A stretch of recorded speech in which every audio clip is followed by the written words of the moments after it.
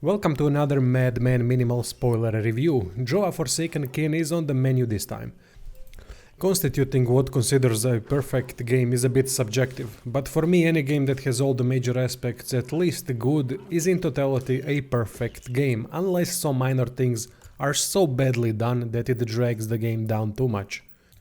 Not many games can be considered perfect by my description of perfection.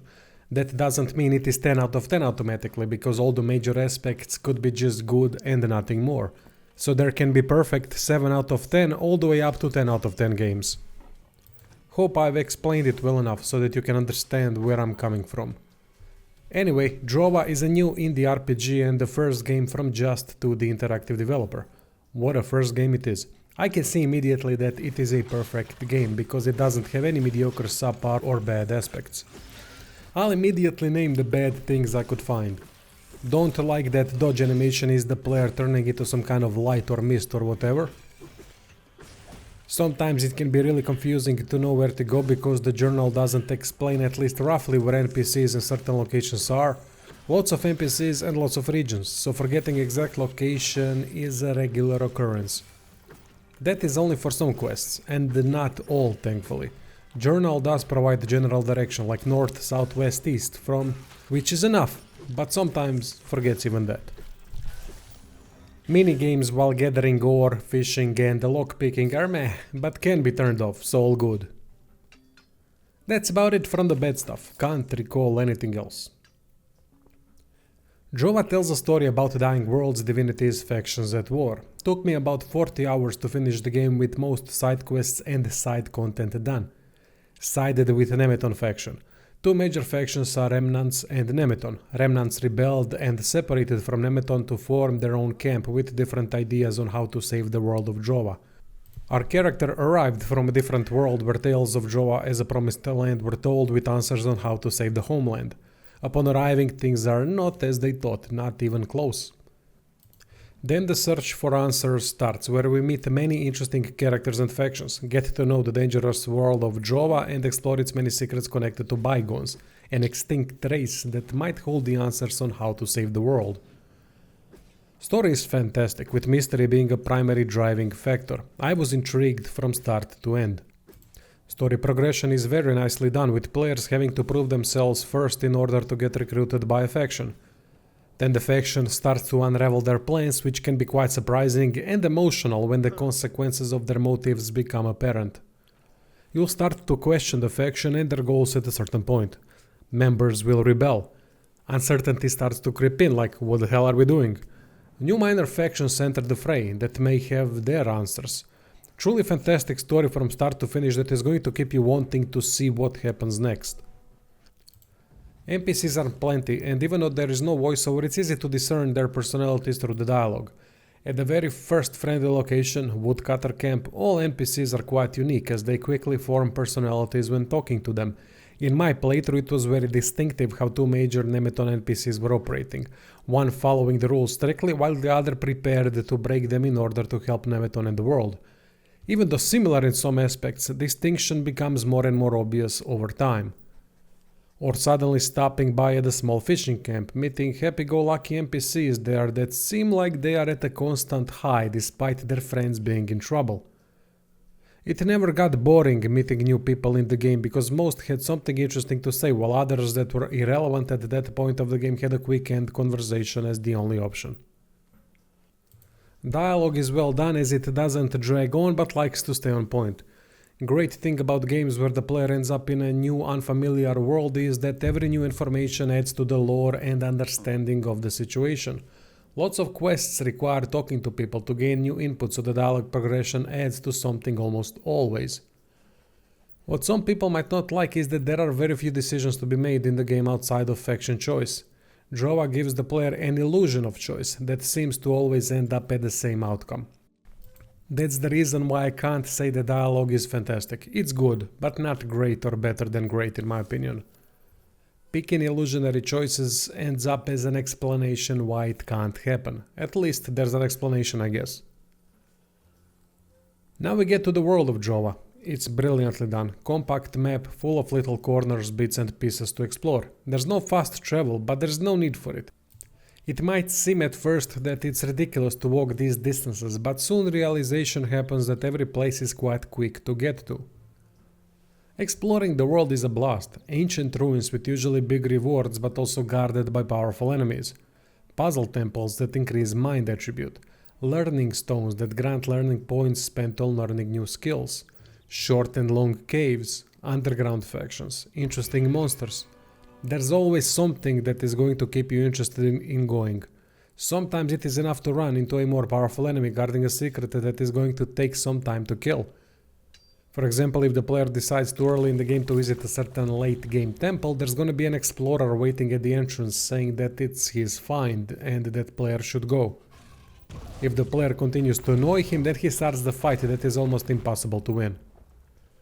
When the story progresses to the point where the player is capable of taking on challenges at the temple, an explorer blocking the way has entered the temple already and is found later on.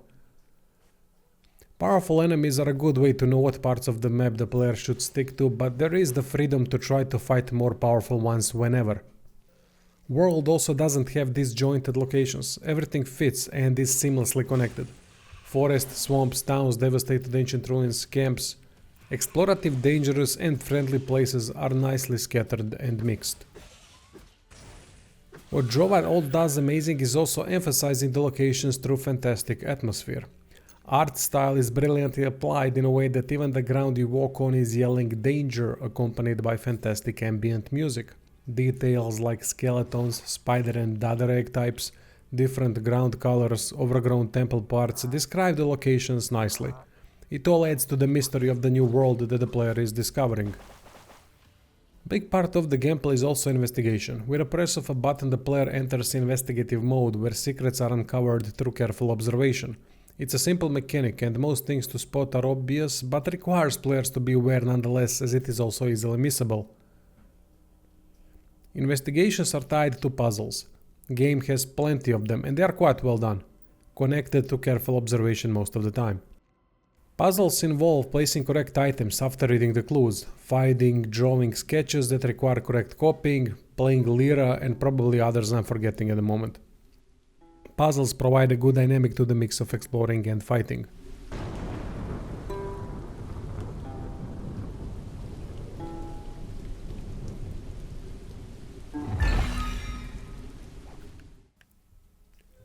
Combat is really interesting. Looks quite basic, but it is a good mixture of skill and build.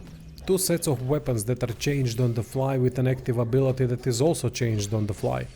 With attacks, the player builds up focus that is lost when getting hit. Focus is used for abilities.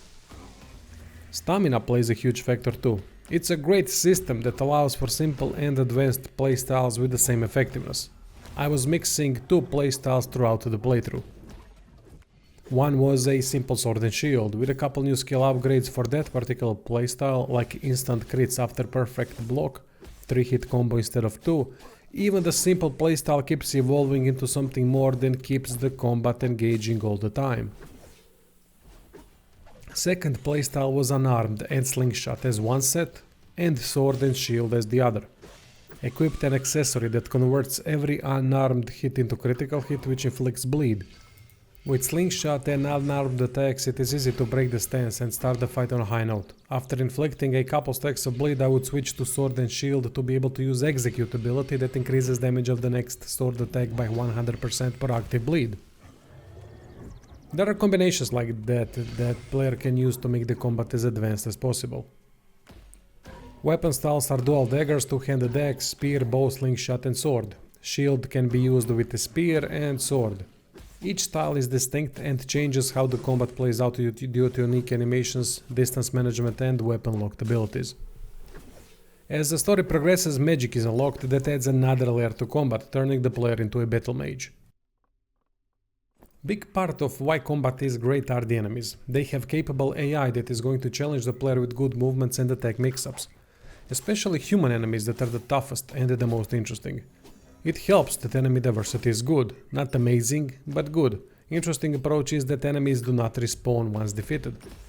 I thought at first it could be a problem after clearing the map, but realistically there is no way the map can be cleared due to powerful enemies scattered across, guarding ruins and such. So there is always a challenge, and with each chapter new enemies appear on the road. Roads are the ones that are going to be cleared most likely in every chapter, but that works in the game's favor when covering longer distances, so that same enemies don't become annoying. I also thought that no respawns could lead to tedious traveling, but due to how compact the map is with so many sightings to explore, it was never an issue.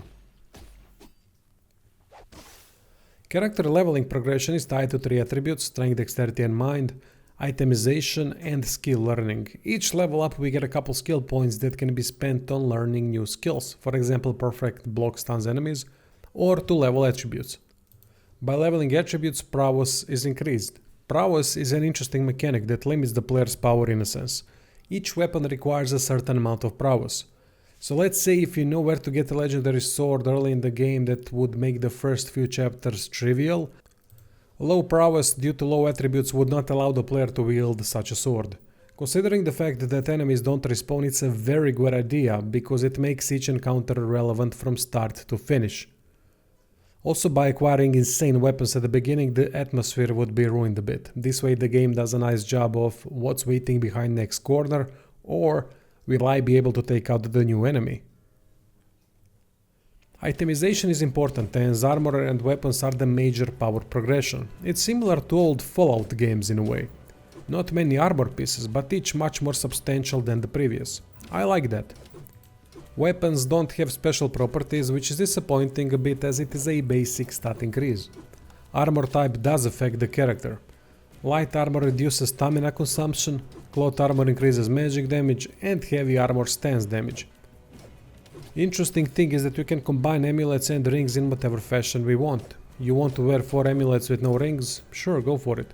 Amulets grant passive abilities like increased attack after dodge, while rings grant attribute increase, which helps with increasing prowess.